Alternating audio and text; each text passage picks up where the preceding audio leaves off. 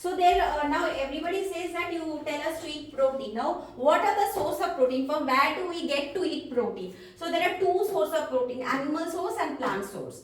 Now both have its pros and cons, so we'll discuss all the sources and also we'll discuss the advantages and disadvantages of both. So animal source of protein, it's a complete source of protein, means it has all the essential amino acids that are needed by your body to make protein. So it's a complete source of protein, highly bioavailable. It means that your body can easily digest and absorb the nutrients and your protein, so it's highly bioavailable.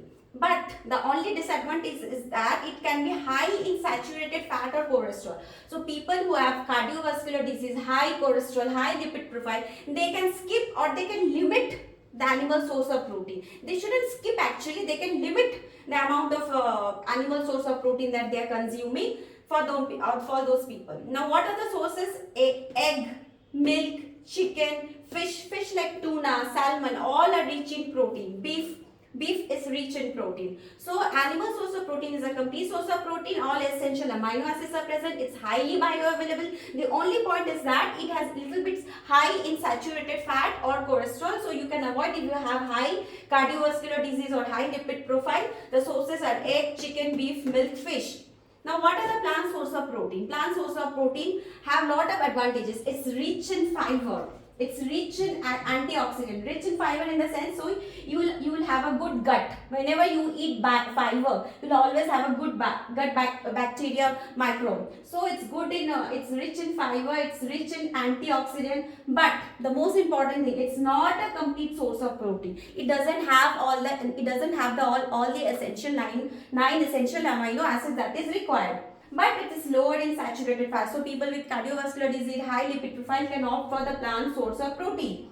So what do we do? Because it is not complete source of protein, there is a solution to it. So when we eat protein, plant protein, mixing it with something, it becomes a complete source of protein. So, so what are the sources of plant sources of protein? Lentils, chickpea, black peas, tofu, tempeh, nuts and seeds, and plant-based protein powders that are available in the market.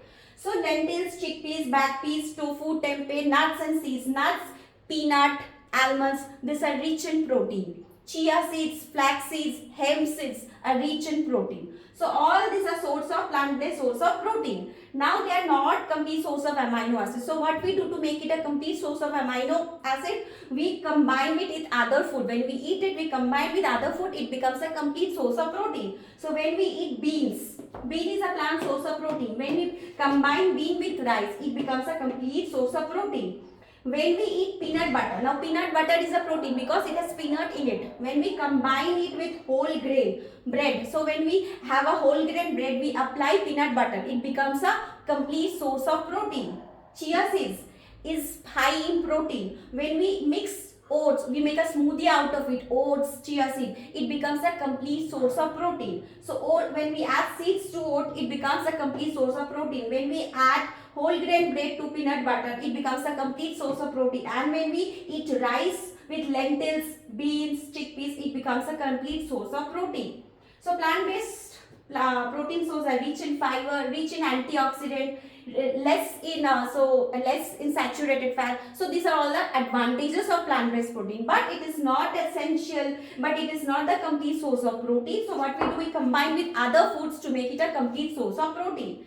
On the other hand, animal source is complete source of protein, high or have all the essential amino acids.